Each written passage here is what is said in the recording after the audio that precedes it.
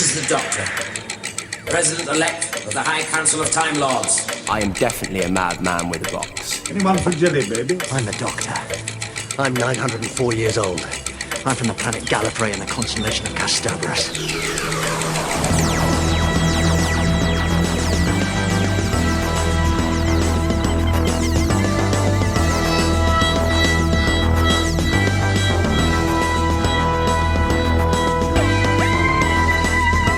Hey you fans, and welcome to the Big Blue Box podcast. My name's Gary.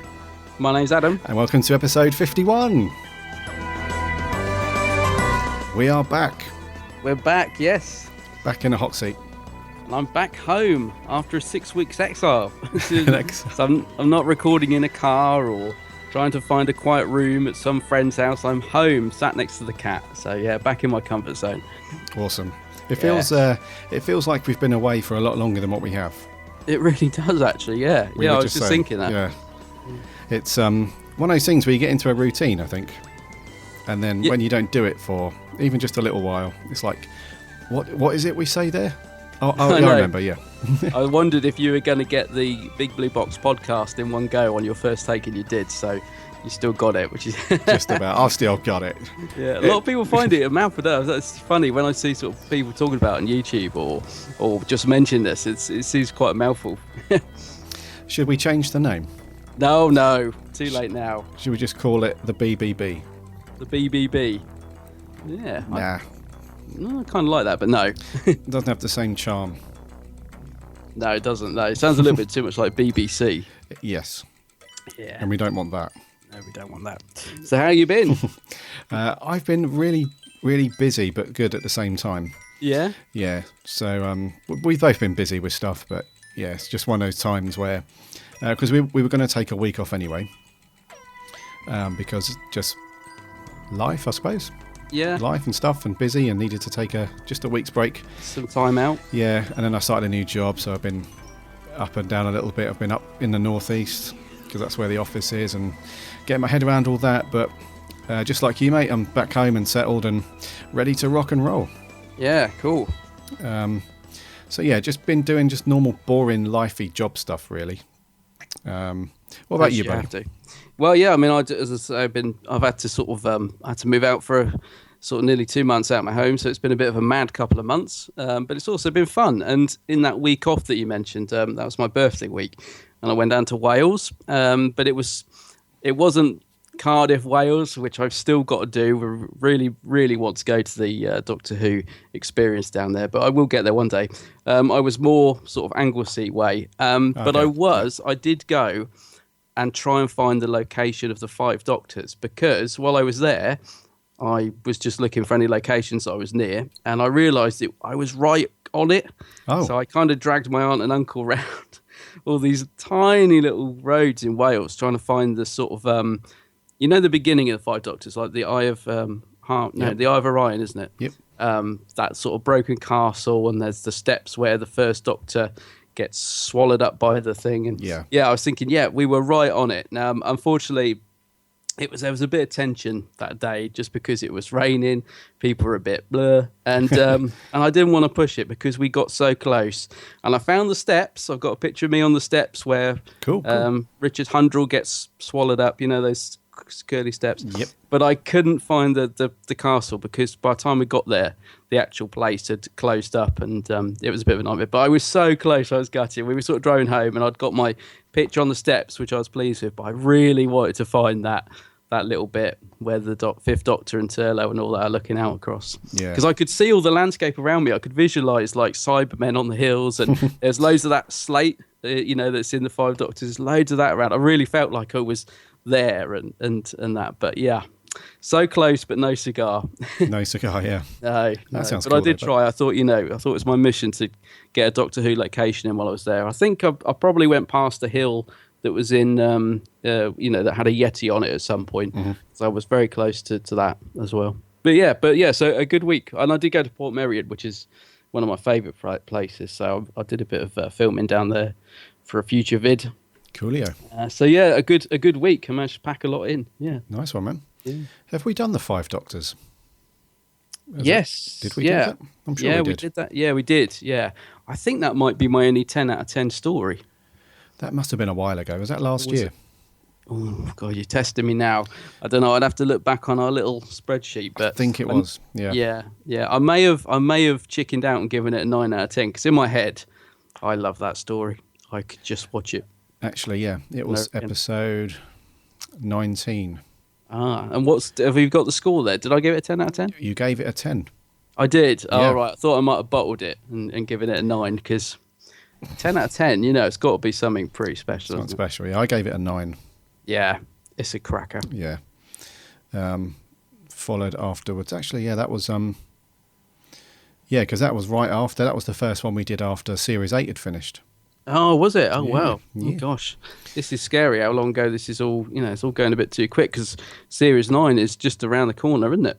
Oh, yeah. Yeah. Series Time 9. is flying by. We're going to talk about that new trailer in a minute. Yeah, I'm looking forward to chatting about that. Yeah. Adam, Yes. I'm livid. Oh, no. Why? Um, Has something been burning your bacon? Something's burnt the bacon. The TARDIS is full of smoke. It's not good. What's up, mate? I was really up for ordering the new Lego stuff, Yeah. but it's so blooming pricey. Oh. I know Lego's expensive anyway. Those of you that buy Lego or have bought Lego will realise that it's not cheap anyways. So I was kind of expecting it to be not your average thing, but not your average price for something. But Yeah. oh man, so we've mentioned a couple of times over the last few months about this new Lego Dimensions game that's coming, which looks really, really good. And the trailer that Lego put out featured Doctor Who quite heavily in it. So it was good to see the Doctor alongside Batman and Gandalf and all that stuff. Very, Yeah. very cool. The pre-order went up the other day. Was it yesterday or the day before yesterday? So you have to buy the starter pack, which I thought that's kind of the thing with these interactive physical toys with games recently, last couple of years. Like the Disney one that they did with all the Pixar characters and Pirates of the Caribbean, all that stuff. Yeah. So the starter pack is 100 quid. So before you even get going with Doctor Who, you have to buy that. And that doesn't include any of the Doctor Who stuff. So that's a oneer right there. And then if you want to get the Doctor and that whole special level or part of the game, if you like, you have to buy the Doctor Who pack. And there's a couple of those. Oh, is there? Yes. Oh, I thought there was only one. No, there's a couple. Oh. So the Doctor Who pack, which is like the base one, if you like, the entry level one, is the cheapest I found it is 26 quid on Amazon. Yeah. Starting to add up. Yeah. And that gives you, let's have a look. So it gives you the Doctor himself, the little figure. It gives you the TARDIS. And it gives you Is it K9? K9. Yeah. Yeah. Which is quite cool. And they look really good. The little TARDIS looks really, really good. Yeah, it does. But it's just the fact that you have to. It's weird because you have to splash out for the starter pack, which is not cheap. So you would have thought that they would have given you at least some area within the game, slightly Doctor Who without having to go out and buy another pack. Yeah, absolutely, yeah. Because yeah. I think the starter pack includes the quote unquote the popular figures, which is Batman, the girl from the Lego movie, and I think it's Gandalf. So that's and cool. then there's something else as well, isn't there? There's another thing you can get. 'Cause someone was saying by the time you've got it all, it's about £200. Yeah, well, the other pack you can buy, which is an add-on for the Doctor Who add-on, is called the Doctor Who Fun Pack. That's it, yeah. And that's slightly cheaper. That's 15 quid that I can find on Amazon. But that's just two figures. That's just a Cyberman and a Dalek. All right, okay. So nothing great there. And when I was reading on, I think it was on the Lego blog or some blog about it, there's going to be another Doctor Who pack released, potentially further down the line. So that's another at least 15 quid or 20 quid, whatever. Yeah. So, not best pleased, buddy. No, I agree with you. I'm going to throw my sausages into the pan and fry them as well because I was so excited about this when we watched the trailer. and we were talking about it, and it just was a brilliant trailer, wasn't it? You know, Yeah. it really did. I thought I got to get this. This looks great. Even though I'm not a massive gamer, it really appeals to me. And yeah, I expected it to be, I expected it to be a high price, but even I wasn't expecting to have to fork out all of this. For, like you said, for all these different little bits that it's too much. I really do think, and also, mums and dads, kids, can they afford this stuff? It's a shame because I don't think it needs to be this expensive. doesn't, I mean, no. I think it will be brilliant, and I know I'll give in and get it, but I won't be rushing out and buying it like perhaps I would have done if it just been a bit cheaper. And I honestly mean that because I know what I'm like. I'm very weak-willed. If you'd have seen the amount of deliverers that were waiting for me when I got home yesterday, I'm not the best person for waiting. I tend to want to get it straight away. But this price, honestly, I'm not. I'm gonna wait a bit before I get it because it's just too much to fork out in one go. No, I read you. Yep. Yeah. So I agree with you. I'm with you on this one. Yeah, and what I sometimes do with video games is if there's a game coming out that I like, but I'm not too, really hungry to play it, I'll leave it a while. And these things do have a habit of dropping down in price, especially with video games. If you leave it for like 3 or 4 months, they normally go down from like £45, I think it is roughly, to like 25 somewhere.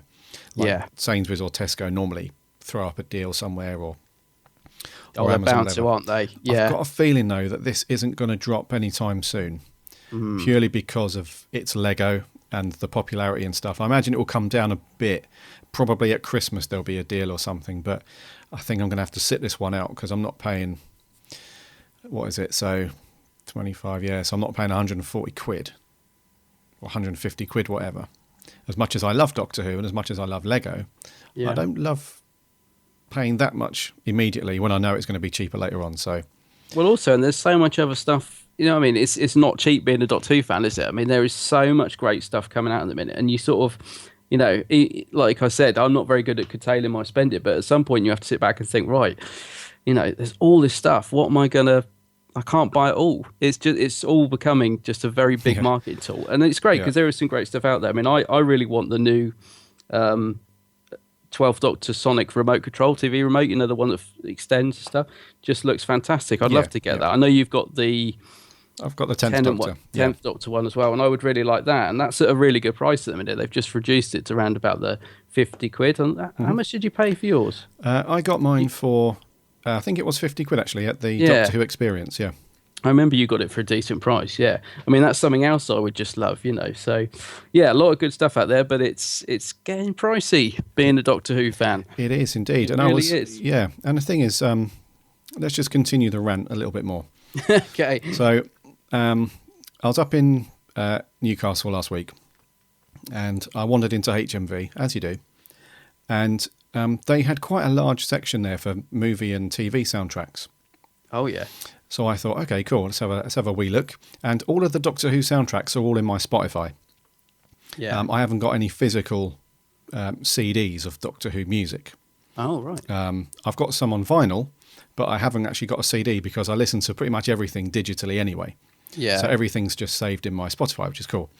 But I thought, do you know what? I wouldn't mind having some Doctor Who to listen to in the car.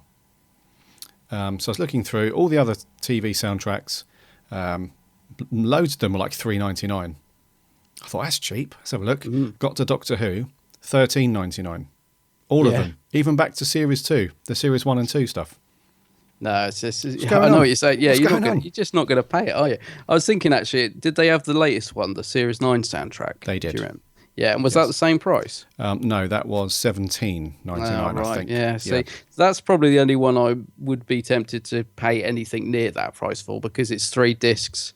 And if it's in the nice box, you get like a thing that folds out of all the posters on. Do you know what I mean? You're sort of getting something for your money. Yeah. But I probably wouldn't pay 18 quid. I don't know. I think sort of if it's at $13.99, that's the only one I'd say get for that price. Yeah. So stick to your digital. Stick to your digital stuff. Yeah. Well, I suppose you will if it's that price, won't you? Well, yeah. Unless you want it on your shelf or in your car. Yeah. Yeah, I might just burn a CD from whatever. That's it. Yeah. Well, we shouldn't be encouraging it, but yeah. No, I've got Well- I can buy whatever. It's funny. I was just thinking, yeah, burning CDs, burning bacon. It's a lot of burning going on in the TARDIS today. Sure. Yeah. Should we stop ranting and get into the news? Shall we do that? Yeah, I think we should. Let's land it.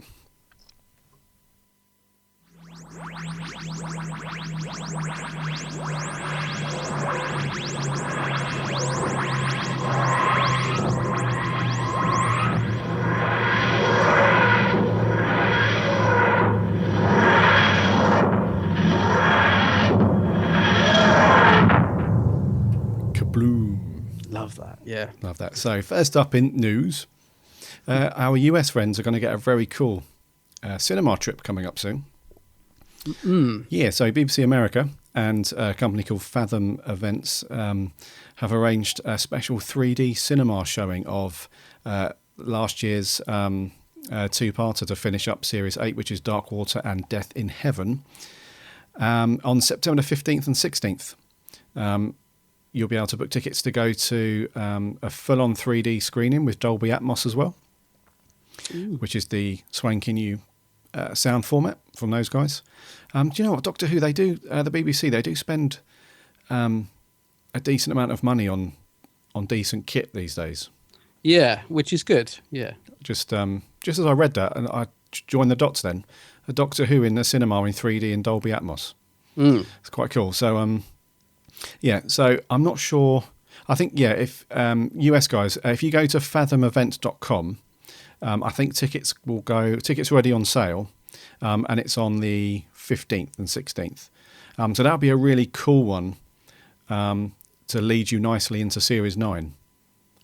Yeah, because I must admit, when I first heard about this, I was a bit surprised actually. But the more I think about it, the more it makes sense. But the two things I first thought was, why would you want to go and see those in the cinema? But yes, I suppose it's to lead into the new series, so that makes sense, I suppose. Yeah. Because I mean, they're not the best episodes. That's why I was thinking. I was thinking Dark Water. Yeah, I enjoyed that one. Death in Heaven was just depressing, and I didn't really think that much of it. But you know, I was thinking, well, I wouldn't really go to cinema to see them, but yeah, it makes sense because it's going to lead into new series, so that I get that.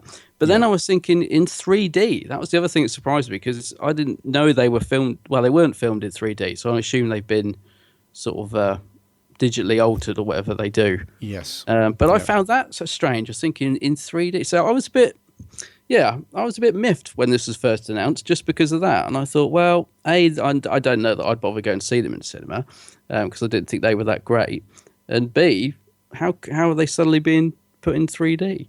And I know there was a lot of discussion, which we often hit upon. A lot of UK fans are saying, "Oh, it's US getting it all again, and we're not getting anything." And there was a little bit of that which I agreed with. But then I was thinking, I'm actually not that bothered because I don't. Even if this was over here, I don't think I'd bother with it. I don't know about you, but I probably wouldn't bother going to see these at the cinema. Yeah, if it was two other episodes from Series 8, I might do. Although the 3D stuff might be interesting. I've got You've kind of sold it to me with what you just said, actually, with the 3D and the sound. Yeah, so maybe I would, but I think as an experience, I think seeing those two episodes in the cinema I think that would be cool. Yeah. Because I'm not really a fan of 3D. Whenever people are going to the cinema, and I'm like, can we not see it in 3D? I'd rather see it in 2D. I mean, I think the only things that I quite enjoyed in 3D was the Hobbit movies, and a couple of other bits. But I've got the Day of the Doctor. I've got on Blu-ray in 3D, and that's not too bad. They've done a decent job, I think, with that. So if the quality is there with these ones as it has been with that one, I think it could be quite cool. But yeah, maybe it would just be better to have maybe a couple of different episodes from Series 8, I would say. Yeah, I mean, I'd like to see, for example, sort of Mummy on the Orient Express in 3D. Can you imagine the mummy's hand coming out at you in 3D? Now, that would be cool, So, I mean, I'm not a big fan of 3D either. I mean, because it very often doesn't get utilised particularly well, I think. So it almost sort of feels like it's there because it has to be rather than because they've thought of a reason for it being there. Right. So, yeah. But, yeah, no, I know what you mean, actually. If it was here, I probably would go and see it, but I'm not going to jump on a plane and go to the US just to see it. I would imagine if they've gone to all this effort to transfer it to 3D, I'm assuming at some point they're going to do a release of it on Blu-ray or something. Would you think? They are going to release them. They are? Yeah, so these Oh, will right. be released on Blu-ray in 3D at the end of September. In the UK? I'm not sure. This was a statement by BBC Worldwide, so Right. I'm not sure. Okay, well, yeah. Yeah. I'm not surprised to hear that. Okay, in other news, how's your bank balance, Scary? Have you got a couple of grand kicking round? Not at the moment. Oh, all right. Because there's going to be an auction. And if you did have between, what was it, 6,000, is he? Let's have a look. 4 and 6K. 4 and 6K. I mean, that's the estimated. He could go for more. You could own Dalek Dave. Yay. From you know Dalek Dave. Of course, everyone does. He's from the drama and Adventure in Space and Time. He's one of the Daleks that was featured in that, and I mean he looks brilliant. He's obviously based on the original design, and there's going to be it's the Prop Store Entertainment Memorabilia live auction. God, you thought Big Blue Box podcast was a mouthful. So yeah, this has been held on the 23rd of September at the BFI IMAX in London. It's going to be this big auction. There's loads of good stuff, actually. They've got Spock's costume from Star Trek. I mean, I love the original Star Trek. Stormtrooper helmet from Star Wars. There's one for you. Yep. Christopher Reeve's Superman tunic. Not sure I'd fit into that. There's stuff from Blade Runner, Monty Python. There's loads of good stuff. And what I do like is that even if you haven't got a couple of grand on the hip, and you can't go to the auction, they are doing like a free preview exhibition, so you can actually go along and have a look at the stuff. So that might be worth a little trip up, actually. That would be cool. Yeah. I would love to bid on something, hoping I'd get outbid, but just the feeling of bidding on something cool like that. Yeah, I know what you mean. Yeah. And I think you'll be able to download the catalogue for it. I think next week at some point or the week after. Yeah. Which will detail everything that they're going to be auctioning and what you need to do and stuff. But this would be cool. I must admit, having an original Dalek design prop would be pretty sweet. And he looks great. I mean, because I would just love to be sort of watching Adventure Space of Time, seeing him on the bridge, and then just look to my left and saying, "There's Dalek Dave. He's sat next to me." You know what I mean? To have it in your room, I just think would be great. And 4 to 6 grand, he'll probably. You never know with these things. They can go, that's just a guide price. He could go for a lot more, or he might only go for that. You never know. But yeah, somebody's going to be a lucky person if they get that, I think. Yeah. But I know what you mean about the bidding, by the way. I've only ever been to one auction, and it was a Doctor Who auction, and it is so much fun. And you really do get caught up in the thing. And thank goodness I didn't sign up to bid, because I would have... You really get caught up in it. I would have been like buying all sorts and then thinking, oh my God, you know, I owe about 80 grand to the bidder now. Yeah, because you do. You really you think, oh, that's only a couple of hundred. Maybe I could get that. And, you know, and then suddenly they add on all their extra bits and, you know, and you've spent a fortune. But yeah. So also from An Adventure in Space and Time, from that auction is one of the scripts as well. Oh, yeah. Yeah. Which might be cool. I'm hoping it won't go for as much as 4 grand, but might be cool little piece of Who stuff to own. Yeah, it would. I mean, because Adventure Space Time is one of my favourite things. I absolutely love that drama. I really do love it. And some of the things are sort of £200 or £300, like some of the Monty Python things, guide prices £200 to £300. So there might be the odd little bit that you can pick up for a decent price. But yeah, I don't know, if I get a chance, when is it, 23rd September, if I get a chance I might just pop up and have a look. I won't be bidding, but I would like to sort of go up and have a look at the stuff. I think that'd be really cool if I get a chance, but don't know if I will. You heard that, everybody, didn't you? I won't be bidding, so yes, I won't. I just know that on that podcast that we record after that, I'll be sat and recording it inside Dalek Dave. inside the Dalek. That would be brilliant, wouldn't it? Yeah. So yeah, we'll stick a link to that site so you can take a look as well. So that'd be cool. That might be cool to go down there just to hang out and see what's going on. So yeah. Next up, this one is just insane. I think you'll agree. Yes, it is. Yeah. Go on. Well, yeah, it's Strax, isn't it? Strax is back. Strax is back in a very unusual setting. So, a Big Finish, who seem to be putting out just loads of good stuff at the moment have come up with this this awesome nugget as well. So Strax is back in November in an audio drama from Big Finish, obviously starring Mr. Starkey. Yep. And he's teamed up there. They've teamed him up with Yargo. Is it Yargo or Jago? I can't remember. I always say Jago and Lightfoot. Yeah. Jago and Lightfoot. Which is a brilliant pairing up, I think. I actually think this is a really good masterstroke. This is genius. I really do. So when I saw this, I mean, it's got a brilliant cover, and the pairing of Jago and Lightfoot and Strax, brilliant. Absolutely, really, really good idea, I think. I mean, obviously I haven't heard it yet, it hasn't come out yet, but I think it's a really good idea, this. I like the sound of it. Yeah, and what's quite incredible is that the two guys who have played Jago and Lightfoot in Big Finish for a little while now are still going. So their series, they're up to series 10 now.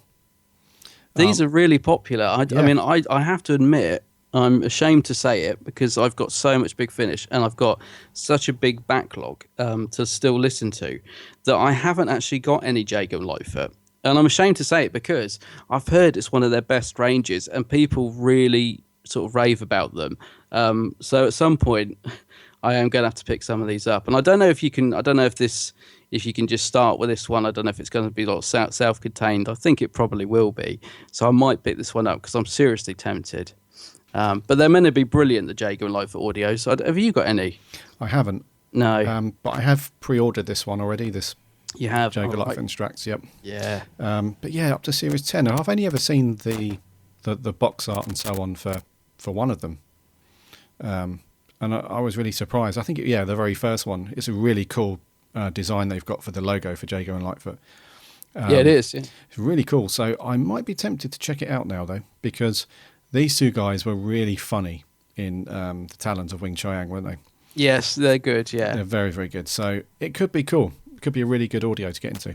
I think so, and I know some of the guys we met up with at the Day of the Doctor event. You know, Kai and Matt and those guys, and they chat a lot about Big Finish. They're, especially Kai. He's heavily into Big Finish. He really does rate their audios. He thinks they're some of the best. So, cool. Yeah, I may have to pre-order this as well. Is it £20? It's not. No, it's 15 or something. Cheaper? Oh wow! It's a no-brainer then. No-brainer because they're always cheaper to pre-order, aren't they, from Big Finish? So yeah. Oh yes, I'll definitely be picking that up. Bit of Strax Jago, and then I might get back. Yeah, and I think this is also another lean towards more of the modern cast of Doctor Who getting into Big Finish as well. Definitely, because recently we've seen River Song, and who else was it? There's a couple of other people as well. Churchill. The Churchill stuff, yeah. The Unit stuff. Unit, yeah. So this is all really, really cool. And it's really good because it's not like... Because I'm assuming that Big Finish will never be able to put a current Doctor in, from, like David Tennant or anything like that. I'm not sure if there's a time period that needs to expire before they're allowed to approach him about that or whatever, but... This is kind of cool in its own way, though, because while we're not having the main actors who played the Doctor very recently, star as the Doctor, all these other characters, it really does bring to life their backstory or what they're going on. And it does immerse you a lot in the whole Doctor Who universe without having to watch the main show. This does kind of bring you up to speed because the Big Finish guys, the writing is brilliant. Yeah, it is. It's really cool. So, Jago, Lightfoot and Strax, £15 CD. $12.99 digital pre-order.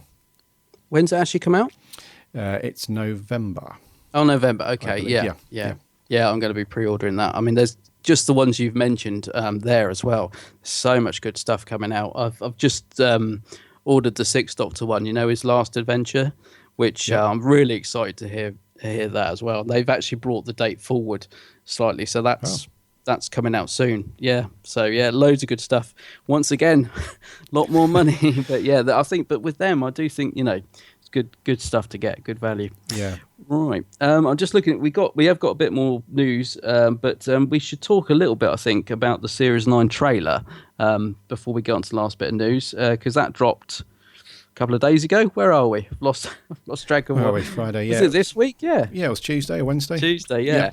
And it was, again, a proper good sort of minute trailer, wasn't it? It wasn't just like a little teaser or anything. It was pretty awesome, actually, I thought. Pretty spectacular. Yes. I think they've upped their game once more. It looked really promising. There's only one minor thing I thought looked terrible, Oh. which was the CGI dragon. I thought looked horrific. And I know some guys on Twitter were saying, "Oh, it's probably not the finished product," but guys, trust me, it will be. That's what we're getting. But that aside, and that is a real minor thing to pick out, it looked brilliant. I mean, the production did look pretty good, I thought, and loads of stuff to get excited about in that trailer as well. Yes, it was one of those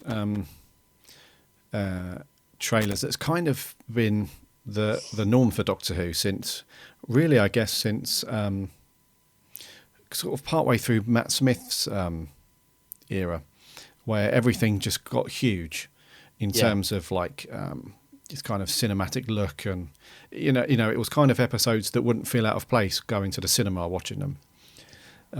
So yeah, it's got that kind of big epic. Huge feel to it as well, like it has done in recent years, and I think Capaldi's on form as he was looks last. like it. Yeah, he looks really cool. What did you think? Because just before this trailer, there was a new image that BBC put out, and it was the Doctor and Clara running from an explosion. Oh yeah. What did you think to the Doctor's look? Because I don't think I saw what he was wearing in that picture in this trailer. In the picture they put out, he had these like checkered trousers on. Yeah, that's right. Yeah. And so on. He looks slightly different, and in this one, I think we saw a bit more of the hoodie and the sunglasses. He's definitely looking very cool, but I didn't see the. I could be wrong, but I didn't see the checkered trousers and stuff. No, I don't think. I think it's in the episode with those funny tin. They look really chunky. Those things, whatever they are, like the Iron Man things. I love the look of them. By the way, I really hope they pay off in the episode because I love the design of them. They just look very classic already. Yeah, you're right. I mean, that was a great promo image of the two of them running off. The Doctor's costume this series. I don't know. I like him in the sort of more smart rather than the sort of casual hoodie. Thing. I think it suits Capaldi better, but it depends, you see, because I think it'll work in with the story, And the checkered trousers, I think, not bad actually. Kind of a hark back to Troughton maybe, and I think Capaldi can pull off checkered trousers. So I don't mind that. I'll tell you what I did find interesting about the trailer actually is that with the first trailer that we got a couple of weeks back, I did sort of, when I saw the Daleks, did sort of groan a little bit, just a little bit. Just Daleks again. I know they have to be in every once every series, but I did sort of think, didn't get me excited. But weirdly enough, the thing I'm most excited about by this trailer is the Daleks. It's just because we've seen so many, and we've got the return of the Supreme Dalek, and I actually found myself thinking, wow, the Daleks are back, and and that's a good thing because I haven't felt like that for a while. Normally, when I see the Daleks, it's like, oh, them again. You know what I mean? But this time I was like, wow, they looked good. And we saw some old classic Daleks in there as well. And let's hope we get to see a bit more of them on screen this time because they were massively wasted in Asylum of the Daleks, weren't they? We just sort of saw, they were in the shadows and stuff. And this looked proper bright. They were sort of looked like they were properly on screen. So, I actually found myself getting a bit excited about the Daleks this time, which is a good thing. It's a first for a while. It is a good thing. Because you can have too much of a good thing. Yes. Well, you can, yeah. I think the Daleks, not that, I don't know, I don't think people have been necessarily bored with them. But they haven't been used right, have they? Haven't had a good story. They haven't really been written in that well recently. I think. No, a bit like Cybermen. Yeah, I think one that could have been cool was in Series 8, I think it was called, was it called Inside the Dalek? Into the Dalek, yeah. I think that could have been fairly cool. But that ended up just being a legging through corridors for 45 minutes. I didn't mind it, but I know what you mean. It was all right. It was kind of predictable as well. But I did notice there's a couple of shots of Missy with Daleks as well, which was like, there's these rumours about her being quite heavily involved in this series. It's judging by the trailer, I'm starting to think those rumours might be true, which I think could work. It might give it a new dynamic. So. Yeah. One big question for Series 9 for me is it going to be Clara's last series? I wonder. Because that it was supposed to be last series, wasn't it? And then we got, I think the BBC. Last Christmas. Yeah, they said no, she's going to be coming back, and then we heard stories that she was coming back for series 9, but it was only going to be for part of it. But now it's obvious that it's not going to be part way through. She's in it for the lot. So, is this going to be a final one, do you reckon? Do you know what? I actually don't think it is. Everyone thinks it is. I'm not so sure now, you know. I think she looks like she means business in the trailer as well. You know, there's lots of, almost looks like she's joined UNIT or something. There's lots of her with, you know, big action, and there's a bit where she gets this giant sort of rocket launcher out or whatever it is and stuff. Yeah. So yeah, she looks like she's getting in the thick of it. I don't know.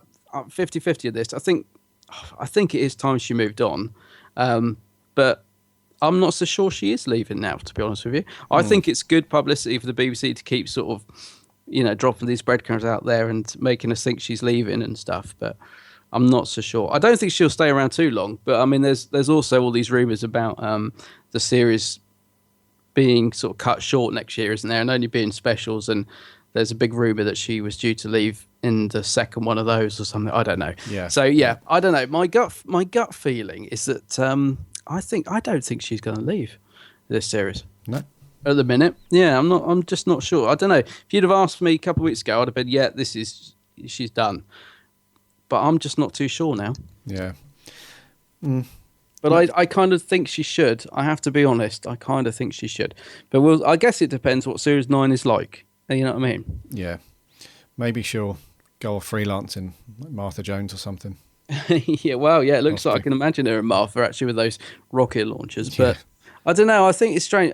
When I say it depends what Series 9 is like, it's because in Series 7, I found Clara just a wet lettuce. She was just so... I didn't like Clara in Series 7. Series 8, she was an awful lot better. Like, you know, we all talk about character development and stuff. Mm-hmm. She was a lot better in Series 8. The only thing I would say was the character was written really inconsistently. So, like, one week I thought she was quite strong. The other week she'd sort of be like Forrest Sherwood back to almost like the Series 7 Clara, and then she'd be sort of almost mad and in a rage and throwing keys. Her sort of character was better and more interesting, but it was really inconsistent. So yeah, I'm kind of looking forward to seeing where she is in Series 9. Yeah, because I didn't like her in 7. She grew on me in 8. And I'm don't know, by last Christmas I was just like, oh, Clara, just go. I was really, by last Christmas I was just ready for her to just leave, to be honest. So I don't know, we'll see where she goes in Series 9, I think. Yeah, sure. Should be cool though. Looking forward to it. Good trailer. Yeah. Last up in the news, we've got some sightings around Cardiff again. Yeah. So you probably would have seen on our Facebook page, I popped a pic up there and a short story of David Tennant and Paul McGann being snapped together for quite a long time, actually, over a course of a few days in Cardiff.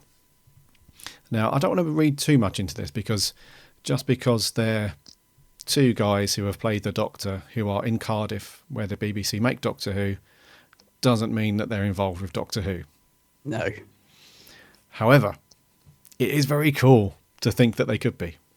It's just cool that they're there, isn't it? Yeah. Yeah, and RTD as well was down there, wasn't he, with Tennant? Yes. So you got McGann, Tennant, and RTD. Yeah. So that surfaced up shortly after. So you've got two actors who have played the Doctor, plus you've got RTD. It just seems... I don't know. Is it? I'm not ready to reading too much into the RTD thing, because it looks like he's a man of his word, Russell. And when he gave that statement about no, I won't be returning to Doctor Who, I kind of believe him. You know, so I don't think that he's there to have anything to do with the show. But I can't help feeling that Tennant and McGann possibly, because. One thing that some people have sort of grabbed and run away with is this whole thing about the Doctor having the same face, because they're going to revisit, albeit very briefly, the whole Pompeii. Cecilius and the fires of Pompeii, which Yeah. was a Tennant story. So a lot of people have said, Tennant's going to be involved because they need to explain that kind of thing, which is That'd be very cool. potentially quite cool. One thing I'm not sure is how the McGann thing fits into this. Yeah. So I think definitely possibly.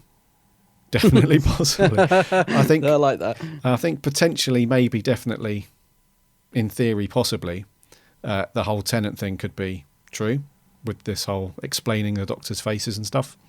But I'm really hoping that McGann gets a look in somewhere.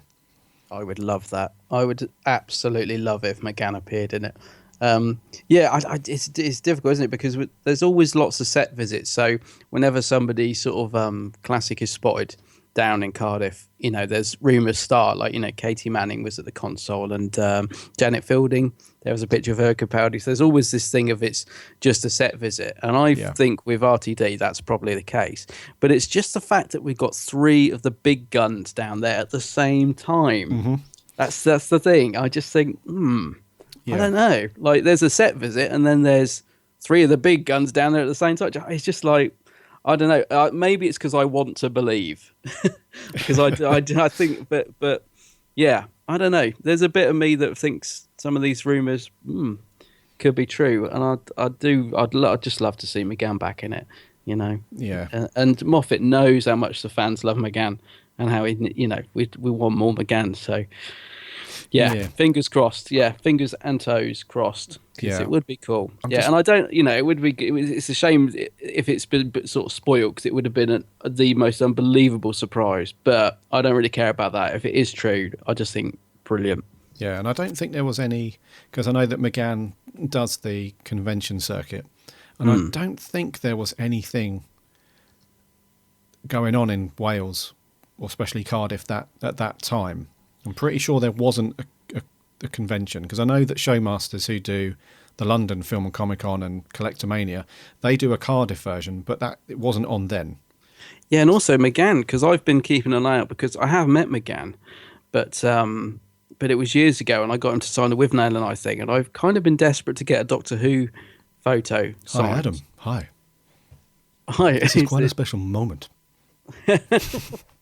That sounds more like Cliff Richard. Cliff Richard? Jesus. It's just because you get hot. All right. So I've been kind of keeping an eye out for him to see where he's appearing. And do you know what? He hasn't done many UK conventions this year. He's been in America a lot and possibly Australia. I can't remember now, because I do keep an eye out for him at UK conventions. And he hasn't done many, because he was doing them for ages. And I just don't know why I didn't get my in gear and just get along to them. You idiot. And then as soon as I thought, I haven't got a McGann Doctor Who.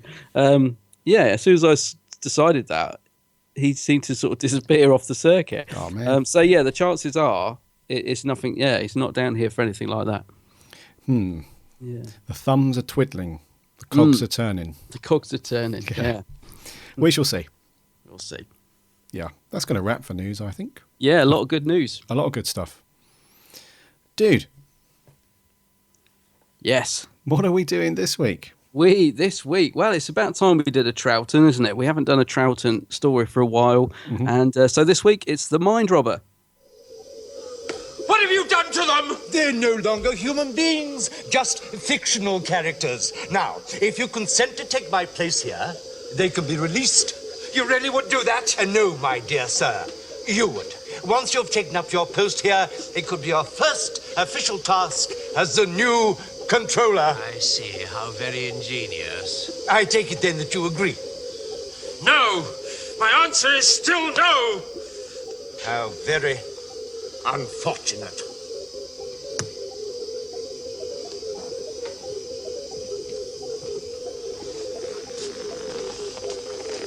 I'm sorry to have to use violent methods, but you must submit.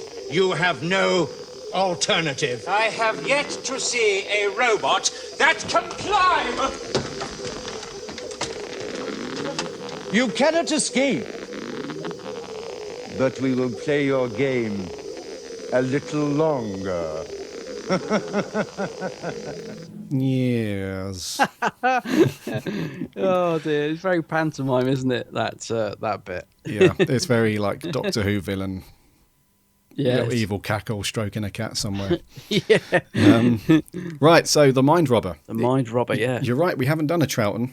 Well, there's so few to do, isn't there? They were trying to sort of space them out because, sadly, there's so little of his stuff available. Yeah. So this was back in '68, and this was an interesting format. This was over 5 episodes of just 20 minutes. So all in all, it's just over an hour and a half, an hour and 40 minutes or something. Yeah, and it wasn't supposed to be, was it? It was supposed to be a 4-parter. Yeah. But because the Dominators sort of was supposed to be a 6-parter, but wasn't sort of it was just stretching it too much. They sort of cut it by an episode and added one onto this, which sort of caused major problems apparently, because obviously there was no sort of budget for it or anything. And it is kind of the whole story, I think, was kind of made on a bit of a shoestring, and you can tell. Yeah. Yes. Yeah. Exactly. Yeah. It's kind of like they've thrown everything in there that they had, I think, available. Yeah. Yeah. So story is thus, I think. So in the previous, the episode starts with them going absolutely ballistic. Well, I say all of them. Jamie and Zoe are going absolutely mental because they're right next to a volcanic eruption, so there's loads of lava. And we'll get onto like the whole budget and shoestring thing a bit later, but the lava, which was like bubble bath. It's like shaving foam or something, isn't or whatever, it? is rapidly approaching the TARDIS, but there's something wrong, as there always is. They can't take off. The only way they can escape is the Doctor using the emergency get-out clause, is the best way I can describe it, which is like this little thing, plugs onto the console, and they're away. The only caveat to this is that it doesn't place them anywhere specific. They get taken out of time and space. Yeah, it's like a void. So a void. They are nowhere. And having arrived at nowhere, they start seeing strange things. Jamie sees Scotland on the scanner, the monitor, goes rushing out, but it's obviously just white mist everywhere. It's all in his mind. Zoe goes out because she's seen her home city, which is this very cool matte painting. Jamie goes out to try and find her, but it's all just you can tell immediately from the get-go that this is all very mind gamey and stuff, hence the title of the episode. The Doctor's like, no, so this is all going on, and then the Doctor, I think something tries to sort of put images in his mind. He's not having it. He knows immediately something's not right, and then from then on they get thrown into this kind of fairy tale-esque kind of escape story, if you like. They get apprehended by various kind of classical fairy tale type characters. There's Rapunzel, there's pirates, there's a very proper English guard. Oh yeah, it's Gulliver. Gulliver, yeah. There's loads of people. There's a superhero from the future. The Carcass, yeah, loads of cool Medusa. people. It all kind of so they go into this very huge forest, which is a giant maze, and they have to try and get out, and they're being chased by these toy soldiers as well. Then there's these strange looking white soldiers who are there to destroy them if they don't kind of fall in line, I guess. All culminates in this one guy who's been accosted by this huge great brain to kind of keep things running, because his imagination and his storytelling is what he's after. However, he's getting too old, so the plan is to try and get the Doctor to replace him because he's timeless, as they put it. Yeah. That doesn't go down too well. The Doctor disagrees, ends up defeating him, and off they go. Yeah, that's it. That's pretty much the gist. That's pretty much it. Yeah. For those who haven't seen it. So, let's kick off then. What do we think to this story as a whole? I actually really enjoy it. I actually really like this one. Watching it again yesterday, when I think of this story, I always think of all the bits in the sort of Fairy Tale Land. But watching this again yesterday, I actually think the first episode is the best. I actually really like all the suspense, and it's really fast paced, and it's quite a simple episode. But I actually think which surprisingly is the one not written by the writer, isn't it? Because it's written by Peter Ling. I think is his only contribution to Doctor Who. But the first episode's actually written by Derek Sherwin, uncredited, because obviously it was kind of a last minute add on. I like the sort of start when they're in the void and they're all sort of being lured out by their own memories, and it's all quite mysterious. You sort of don't know what's going on. Once we get into the Fairy Tale Land, I think it starts off pretty good. I love there's some lovely scenes in there, which, to be honest, all credit to Patrick Troughton for making the scenes as good as they are, because I think with anyone lesser, they might have felt a bit flat. But he's so good in them that I find it really enjoyable. The only thing with the story is I do think being 5 episodes is too long, because there is quite a bit of padding. I mean, episodes 3 and 4, they do spend an awful lot of time just walking around and doing the same tests over and over again. And, there's a lot of padding in the middle. And then we get to episode 5 and obviously we find out who's behind it. And and it's quite a nice little sort of last episode. So overall I enjoy it. I don't think it's I think there's a bit of padding, but overall I like it. How about you? Overall I really like it. I think it's a cool story. It's kind of a story of two halves for me, really. Not in terms of time, but you've got this one part of the story which is very, like you say, quite suspenseful, and I like that they don't really know what's going on until quite later on in the story. So you've always got this underlying theme of, why they're constantly confused, about why they're there in the first place and what's going on and these strange things that are happening. Especially even the Doctor at times. He has this. The one scene that comes to mind is where these kind of strange symbols appear, and then there's like a blackboard thing, and he has to work out, and there's a well, and then he has to rebuild Jamie's face and stuff. Even he is very much kind of. You can see in his face, he's like, "What the bloody hell's going on?" And I don't think anything kind of troubles him too much, because he works these puzzles out and stuff like that. But even he at times thinks, I have no idea what's going on. So there's that kind of thing, the whole suspenseful, why are they there? Because we know as the viewer, we can see, what's the guy's name? The Master. The Master, played by, not the Master, but... yes, we need to point that out. It's not the Master, played by Emrys Jones. He was very good. So we know that he is kind of behind it. We don't know what's his motivation until quite later on, where we find out about the Master Brain and all that stuff. But we know as the viewer, but it's quite cool seeing those guys trying to figure it all out. And then the other side of the story is very much this kind of smattering and glittering of what sort of zany characters, and it's kind of the way that those two things come together is a very cool kind of, it all adds up to this just complete balminess of the whole thing, because you've got the characters who are desperately trying to figure out what's happening and why they're doing what they're doing, and they can't seem to get any sense out of anybody, especially Gulliver.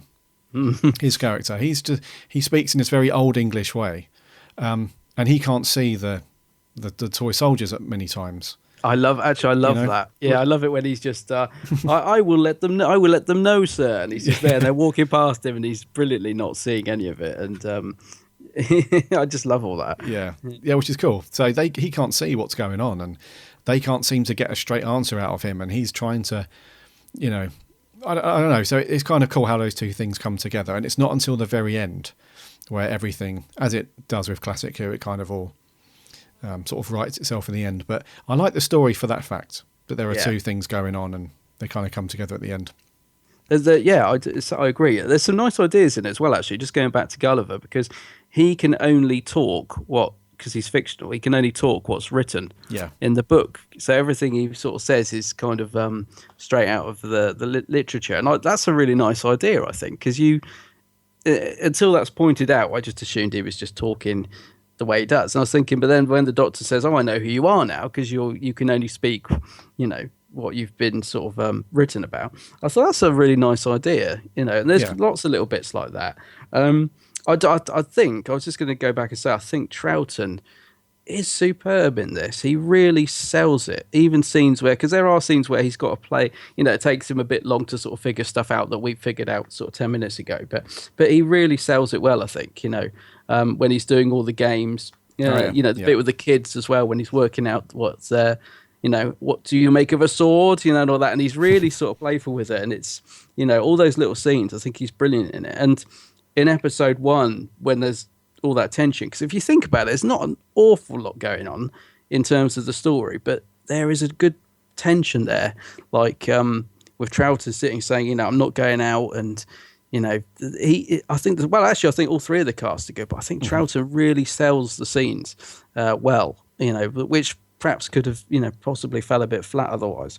Let's talk about, the scene where he gets Jamie's face wrong is just brilliant. And what a great way, because Fraser Hines got chickenpox, didn't he? So he had to sort of bow out very quickly and was replaced by Hamish Wilson, is it? That's right. Yep. I've got to look and see, yeah. Yep. And what a great way to do it. And probably just lucky in terms of the story, because there probably wasn't, what a brilliant way to do it in terms of the story and everything that's happening around them, that he's turned into a cardboard cutout and the Doctor has to piece together his face to bring him back to life. What a brilliant idea. And the fact that Troughton's so confident when he's putting the face on and then gets it completely wrong. It's just a great scene. Cool. I just love it. I just absolutely love it, because he's like, oh yes, that's definitely his nose. And then obviously when he pops to life, it's Hamish Wilson. And then again, when he has to do it a second time, and obviously it does bring Jamie back into the show, and it's the lovely interaction between him and Zoe, because he sort of picks the wrong nose again, and she's like, no, and then he pretends he's like, no, I know it's not the right one. They're brilliant. I think all three of the cast actually work incredibly well. Like Fraser, Wendy Padbury, isn't it, Zoe, and Patrick Troughton. I think you can tell that they got on well, and I think as a sort of three sort of TARDIS team, I think they're really, really good. They are good.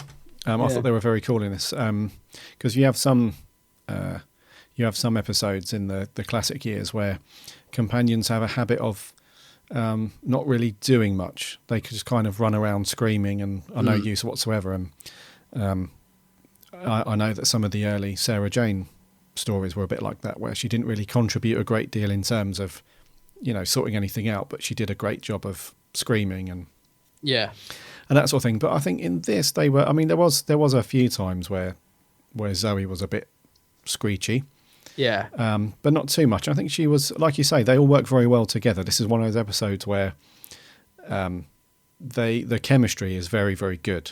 And I think that Jamie's character, I think Fraser plays him with this very kind of almost tunnel vision, one-way thinking, which is very cool, because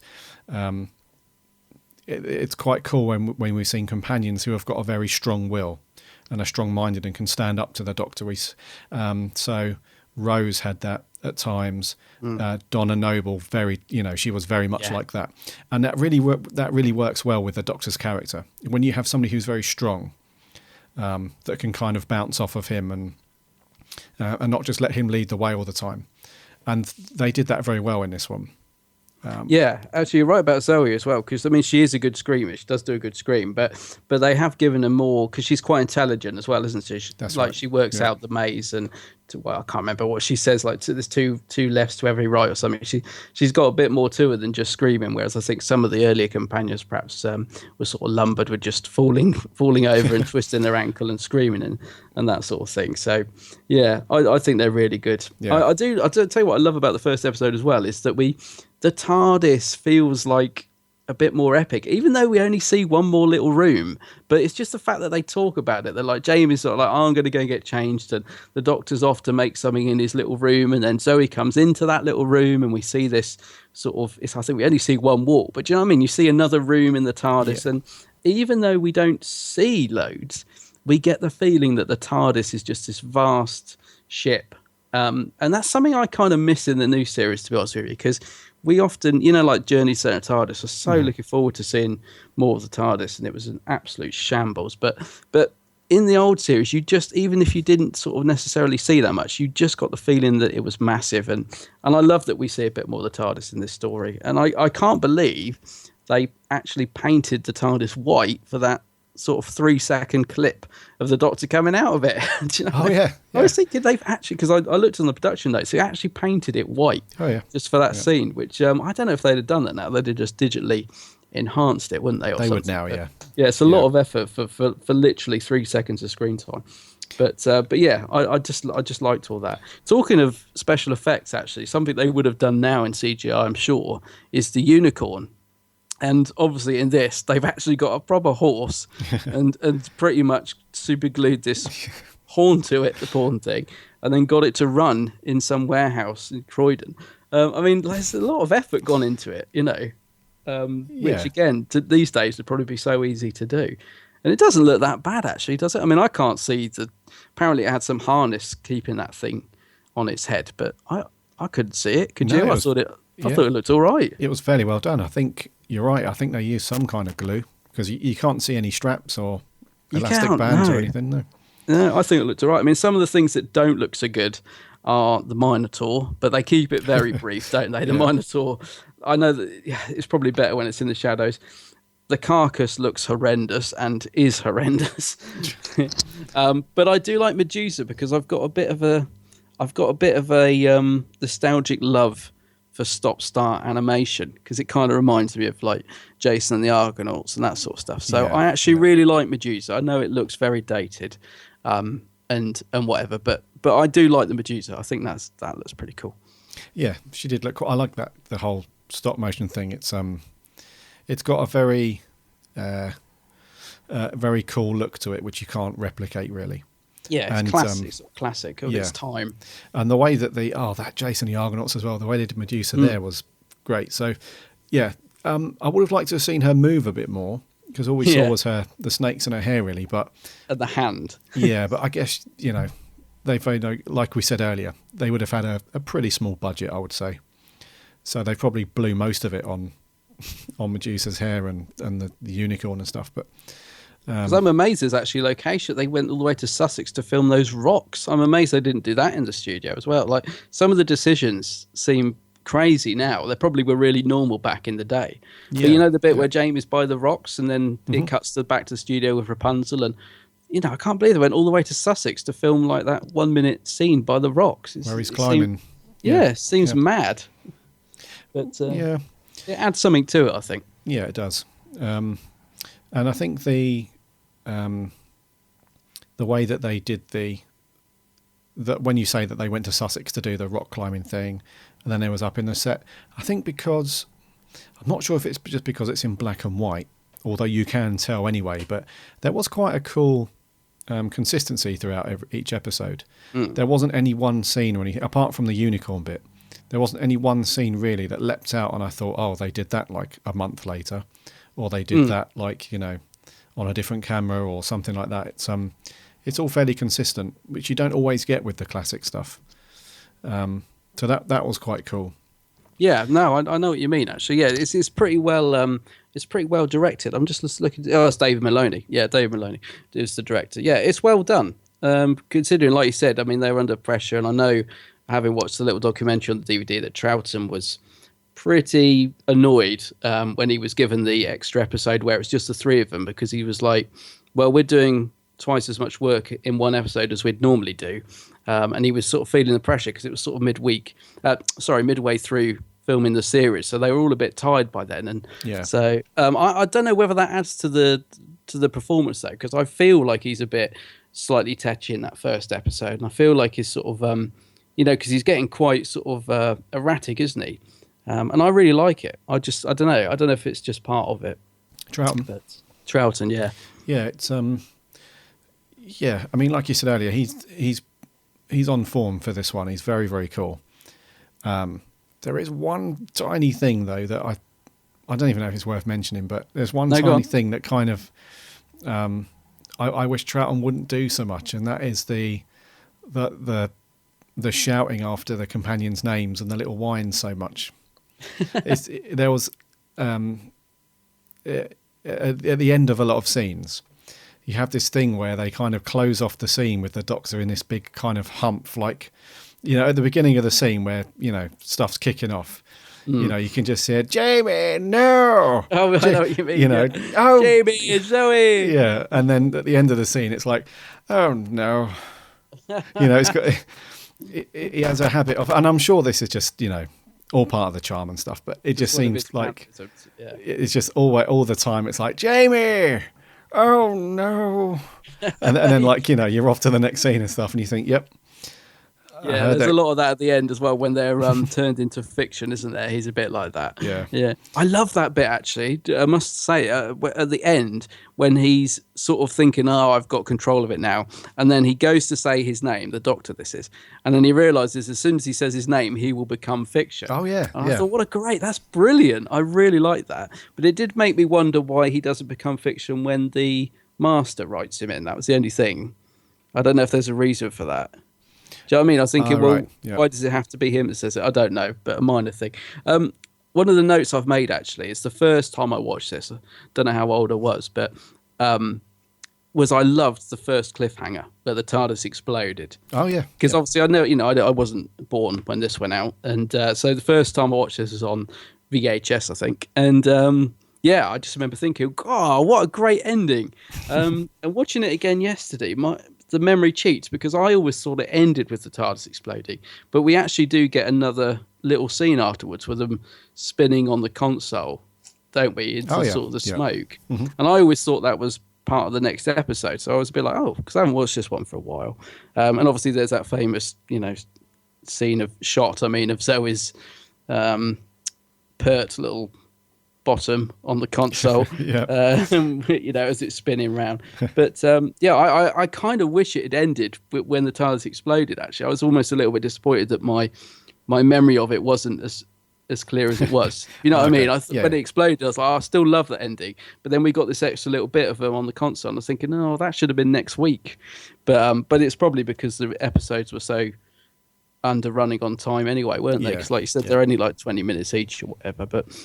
But yeah, it's a cool cliffhanger, that, isn't it? TARDIS exploded. Yeah. I don't think some of the other cliffhangers are as good because they kind of repeat a bit after that, don't they? It's just them getting trapped, but you know that they're going to say the so and so doesn't exist, and that's going to get them out of it. That's one of the sort of negative things I wrote about it. We do kind of have this repetitive thing of, you know, that they're just going to say it doesn't exist, so that will kill it, sort of thing, which we have a couple of times. But yeah, overall, I do really like this one. Yeah, it was pretty cool.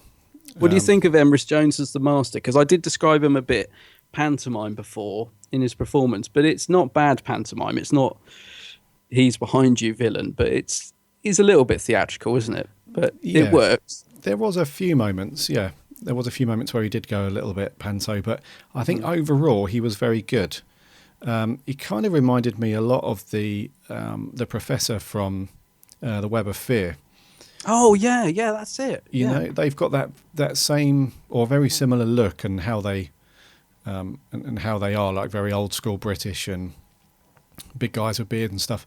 They are quite similar, but I think there's something about Emrys Jones, the way he plays this. He's very upfront and kind of almost forceful, and then can retract, you know, just as quickly. You know, when the Doctor kind of stumps him a little bit and stuff like that, he does kind of retract into this much more, you know, on the defensive, the way he plays that character. But I think overall, I really enjoyed his scenes. There were a couple of bits, like in the clip that we played earlier, where he's a bit like, you know, he's a bit evil villain. But no, I thought he was quite cool.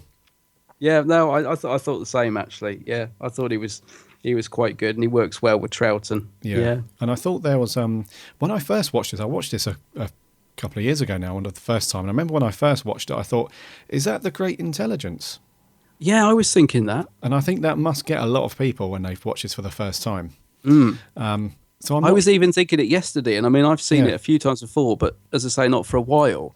And so my memory was getting a bit muddled. And I thought the same thing when I saw that big spinning globe or whatever it is behind it. I was thinking, is that the Great Intelligence? I can't remember now. Yeah, so I did the same thing, and also actually I did think we've said about this before about villains that actually aren't villains, and the master character in this kind of fits into that because he's not a bad person, is he? He's kind of been trapped in this thing, and just wants to get out. So I like that, and I can't remember, you mentioned it on a story we did recently, and I can't think which one it was, about a villain that's actually not all bad, and I really like that because it's not something we get so much now. Yes, who was that? Yeah, I was trying to think yesterday. I put it in my notes, but I couldn't remember who it was. Yes, I remember that though. There was a character we spoke about, and I thought he's not really a bad guy. He's just because I was thinking, is the because I couldn't remember if the Doctor. I thought when the thing exploded at the end that the poor old master guy got it in this, but I was kind of relieved that the Doctor does save him because I thought, he's a goodie really. He needs saving. He's a goodie. Yeah. But yeah, he's kind of like that, and I think that it's interesting to think that there's a slight backstory there because he would have had to have gone through all of that stuff that the Doctor was going through before he ended up kind of being the whatever it is his title is. Yeah, I know what you mean. The great whatever. What's his title? Not the master. He's what he is. I know what you mean. Yeah, I can't think either, but yeah, I know what you mean. Yeah, but he's cool though. It's quite cool. It does go mad at the end though, and again, I'd forgotten about this. Like the bit where they're sort of having the battle of wits, and they're like bringing in, I can't say, Gerard de Bergerac and pirates, and it suddenly goes mental at the end, and I'd forgotten about that because it's not. Yeah, it hadn't stuck in my mind that all these guys are just brought into it. It almost gets a little bit silly, but it doesn't matter really because it's kind of the end of the story and it just adds a bit of freshness to it, I suppose. Mm-hmm. But yeah, I was a bit like, it is a little bit silly, isn't it? I thought, Blackbeard and Lancelot. Oh, Blackbeard, yeah. Oh, yeah. I'd forgotten about all that. But who's the guy that fights D'Artagnan? What's that guy? The massive nose. Cyrano de Bergerac. Yeah, they nailed his nose. How did that not fall off? It looks horrible, doesn't it? I know, yeah. I don't know. They must have had some really strong super glue back in the day. Yeah. For that and the unicorn. They're probably still wearing it now, those poor actors. Yeah. Suffering for their art. Indeed. Yeah. So, yeah, overall, pretty cool, I think. Overall, pretty good. Yeah. Shall we do some scoreage? Yeah, sure. Where are we? Right, okay. I've completely forgotten whose turn it is to go first, so... You go first on this one. Oh, man. Okay. Oh, did you want me to go? That's cool. I'm going to give this a 7. A 7? Mm-hmm. Okay, I'm slightly higher than you. I'm 7.5. Okay. I actually initially went to write 8 because I do really enjoy it. But I slightly went down just because there were a few bits. I mean, it's mainly just the padding, and it gets a bit repetitive in the middle. So I did go down slightly to a 7.5. But I really enjoyed this one. I think it's a fun watch. I think the cast are great in it, and I think they did really, really well with what they had at the time in terms of the time constraints, having to write an episode in like 5 minutes and have no budget. And do you know what I mean? I think overall, it's a great little story with. If you know the backstory of how it came about and stuff. So, yeah. Mm-hmm. Yeah, and it's enjoyable. I think it's just a nice, easy watch. Yeah, I thought that as well. It's an enjoyable watch. It's very, very easy to watch. I would have scored it a little bit higher, but I think that the majority of that 7 out of 10 is for the cast, really. I think the story itself was a wee bit kind of predictable, and it was a bit samey throughout, and... yeah, there's a few plot holes. Like I said, you sort of think, well, why couldn't they do that if this? You know what I mean? Like, the Master's sort of putting him through all these tests and stuff, and you could have easily got the Doctor there. And then obviously the Doctor knows he's going to have to pit his wits against him to win. So yeah, it's a little bit. There's a few plot holes, a little bit predictable, but overall it is enjoyable. And I did forget to ask you actually, how did you think Hamish Wilson did as Jamie, considering he was just thrown in at the last minute? Do you think it worked all right? Yeah, I think he did pretty well. Yeah, I think so. Yeah, he's actually proper Scottish as well, so he's got a much thicker Scottish accent, hasn't he? You can tell immediately as well. Yeah. That is quite cool. Fair play to Hamish Wilson for that. Yeah.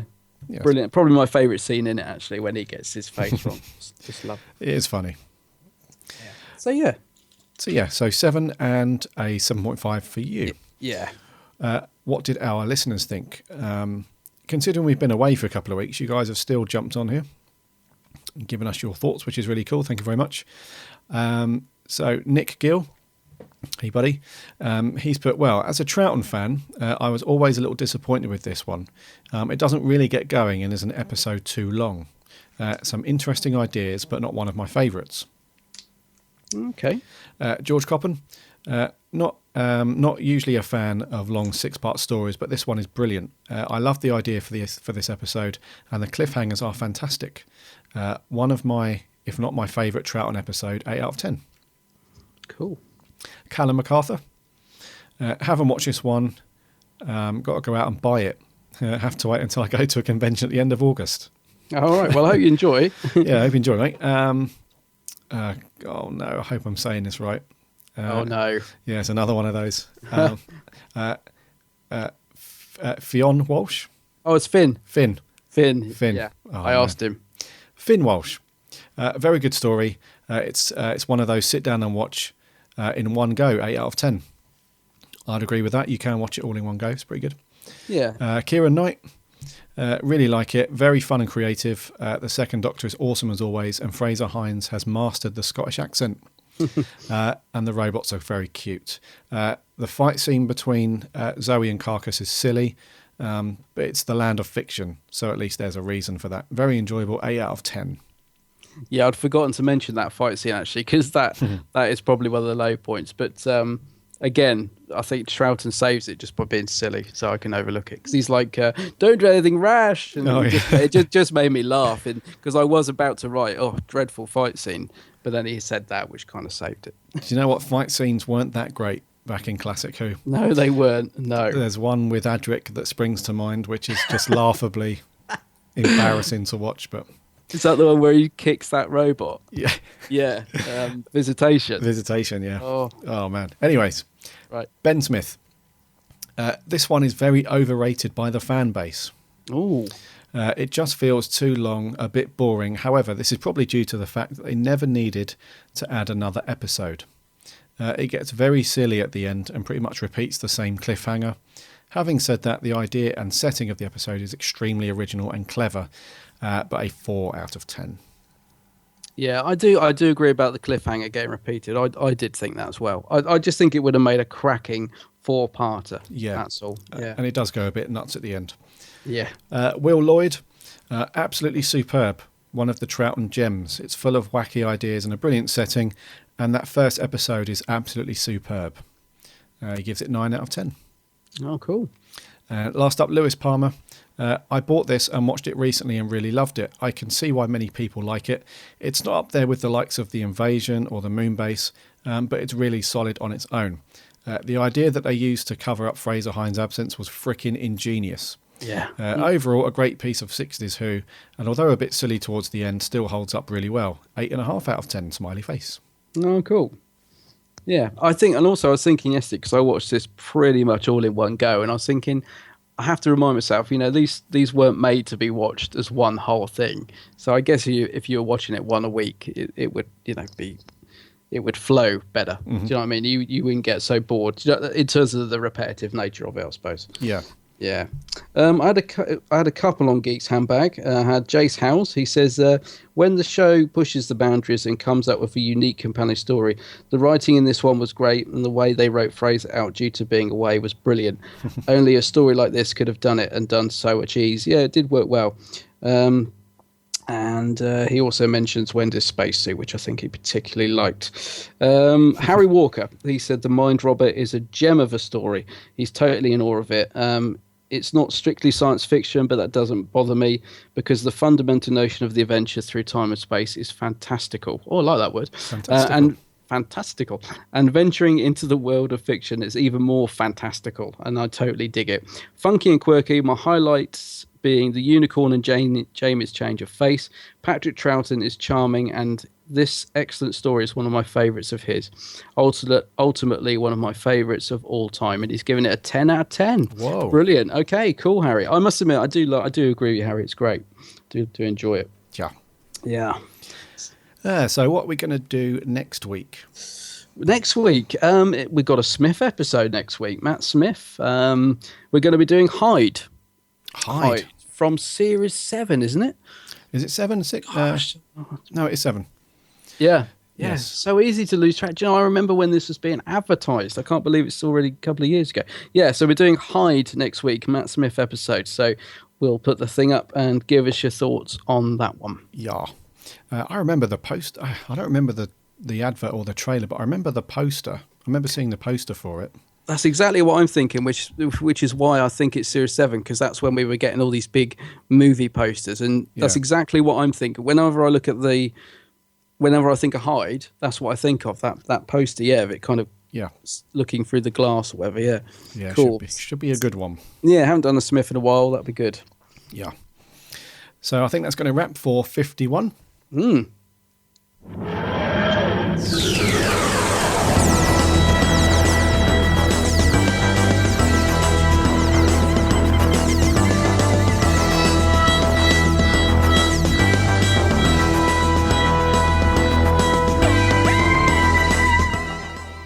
So thank you for joining us for 51. It's been very cool being back in the hot seat. It has, yeah, it's good to be home. Indeed. It does feel like home. So, welcome back, everybody. On to trivia. So not last week, a few weeks ago, we asked you, what was the 100th story to be broadcast? Yeah. And the answer to that was The Stones of Blood. Yeah, I kicked myself when I read that, because I knew that, but when you asked the question, I couldn't think. I can't remember what I thought it was, but as soon as you said Stones of Blood, I was like, of course. Of course. Yeah. So, trivia question for this week. By what names do the Doctor and his companions call themselves in The Gunfighters? Oh, that's a good one. Mm-hmm. By what names do the Doctor and his companions call themselves in The Gunfighters? Just leap over to Twitter or Facebook, shoot us a quick answer. We'll read them out next week.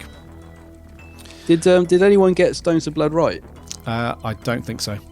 All right. We had no correct answers for that. Yeah. It might be because we left it because we've been away a couple of weeks. Sure. Yeah. So join. So check out Adam's channel on YouTube and Facebook. Just do a search for The Geek's Handbag. Yeah. Now I'm home, I'll have to start making some videos again. You need to pull your finger out now, dude. Oh, I've got so much recorded as well. I did loads of filming in Port Merion. Yeah. So I need to pull my finger out now. Cool. Go to the Big Blue Box website, which is just bigblueboxpodcast.co.uk. From there, you can jump off to Twitter and Facebook, give us a like and a follow, and you can also subscribe to the show in iTunes and some other bits and bobs. On the subject of iTunes, if you want to give us a review and a rating on there, that would be fab dabby dozy. That really helps us. That's really cool. Until then, have a fantastical weekend. Have a fantastical weekend and a good week. We will see you next time for our review of Hyde. So, my name's Gary. And my name's Adam. And until then, Alonso!